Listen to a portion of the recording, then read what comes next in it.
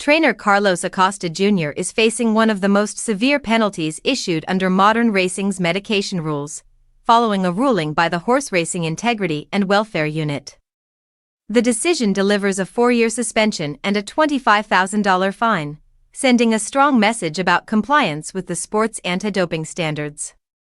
The case centers on events that unfolded in April of 2025, when 2 horses trained by Acosta were selected for out-of-competition testing. At the time, both horses were stabled at a private farm near Albuquerque, New Mexico. Testing officials were denied access to the property, and instead, the horses were transported to the downs at Albuquerque, where samples were ultimately collected. Those samples told a troubling story. Hair and blood tests from both horses came back positive for albuterol, a substance classified as banned under the Anti-Doping and Medication Control Program.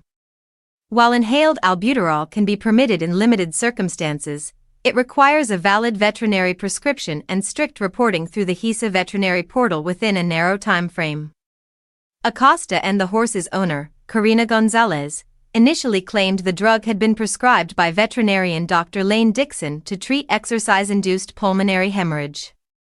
However, the only documentation provided was a single PDF file showing what was described as an email from the veterinarian. No formal prescription records, billing statements, or direct testimony from Dr. Dixon were submitted to support the claim. According to the arbitrator, the lack of verification proved critical. Without confirmation from the veterinarian himself, the explanation could not be substantiated.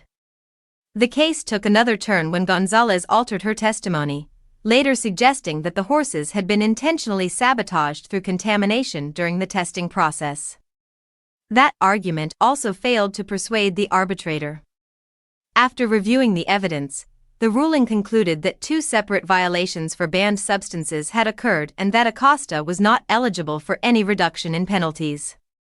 As a result, the trainer received 2-year suspensions for each violation, running concurrently through late December of 2029, along with fines totaling $25,000. Acosta has been listed as a trainer since 2013, compiling more than 60 winners over the course of his career. This ruling, however, now places his future in the sport in serious doubt and reinforces the zero-tolerance approach governing medication enforcement in modern racing.